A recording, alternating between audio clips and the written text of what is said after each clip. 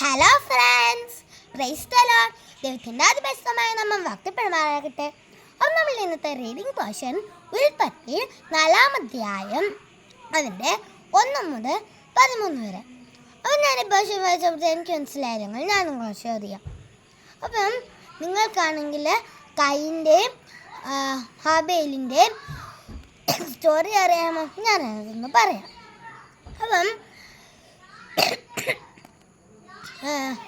ഹവ്വയ്ക്ക് 2 മക്കളുണ്ടാവും. അതിനകത്തൊന്ന് ഒരു മകൻ്റെ പേരാണ് കയീൻ, വേറൊരു മകൻ്റെ പേരാണ് ഹാബേൽ. അപ്പം ഇവർ രണ്ടുപേരും കൂടെ ദൈവത്തിന് വേണ്ടി യാഗം അർപ്പിക്കാൻ പോയി. അപ്പം ഹാബേലാണെങ്കിൽ നല്ല ഹെൽത്തി ആയിട്ടുള്ള ഒരു ആടിനെയാണ് യാഗം അർപ്പിച്ചത്. പക്ഷേ കയീനാണെങ്കിൽ ഫ്രൂട്ട്സൊക്കെയാണ് ചെയ്തത്. അപ്പം ദൈവമാണെങ്കിൽ ഹാബേലിൻ്റെ യാഗത്തിലാണ് പ്രസാദിച്ചത്, കയീൻ്റെ യാഗത്തിൽ പ്രസാദിച്ചില്ല. കയീനാണെങ്കിൽ ഈ ഹാബേലിൻ്റെ യാഗം കണ്ടിട്ട് കയീന് ദേഷ്യം വന്നു. അപ്പോഴാണെങ്കിൽ കയീൻ എന്തോ ചെയ്തു, ഹാബേലിനെ കൊന്നു കളഞ്ഞു.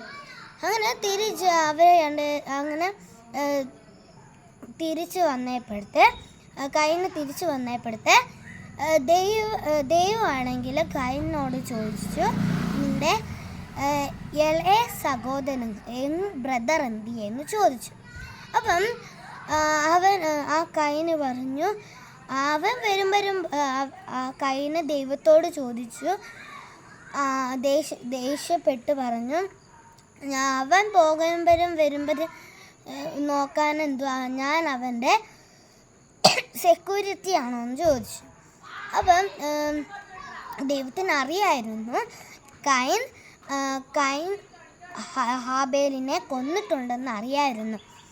അപ്പം ഇതിനെല്ലാത്തിനും വേണ്ടി കയീന് ദൈവത്തോട് ക്ഷമ ചോദിച്ചു. അപ്പം നമ്മൾക്ക് ഈ സ്റ്റോറിക്കകത്തുനിന്ന് മനസ്സിലാക്കുന്നത്, നമ്മളൊരു പാപം ചെയ്തിട്ട് നമ്മളാണെങ്കിൽ യാഗമൊന്നും അർപ്പിക്കുന്നില്ല. പക്ഷേ നമ്മളൊരു പാപം ചെയ്യുമ്പോൾ നമ്മൾ അതിനു വേണ്ടി യാഗം അർപ്പിക്കാതെ പിന്നെ എന്തുവാ, പ്രാർത്ഥിച്ച് ക്ഷമ ചോദിക്കുകയാണ് ചെയ്യുന്നത്, അല്ലേ? നമ്മൾ പ്രാർത്ഥിക്കുകയോ ബൈബിൾ വായിക്കുകയോ അതുമെല്ലാം ചെയ്യുവാണെങ്കിൽ നമ്മൾ നല്ല മനസ്സോടെ ചെയ്യണം. അല്ലാതെ നമ്മളുടെ പേരൻസ് പറഞ്ഞുകൊണ്ട് അവരുടെ വാശിക്ക് വേണ്ടി നമ്മൾ പ്രാർത്ഥിക്കുക, യേശു എന്ന് പ്രാർത്ഥിക്കുമായിരിക്കും. പക്ഷെ നമ്മൾ അങ്ങനെയല്ല പ്രാർത്ഥിക്കേണ്ടത്. നമ്മൾ പ്രാർത്ഥിക്കുക, ഇപ്പം നമ്മൾ പേരൻസ് നമ്മളോട് പ്രാർത്ഥിക്കാൻ പറയുവാണെങ്കിൽ നമ്മളെന്തുവാ, നല്ല മനസ്സോടെ വേണം പ്രാർത്ഥിക്കാൻ.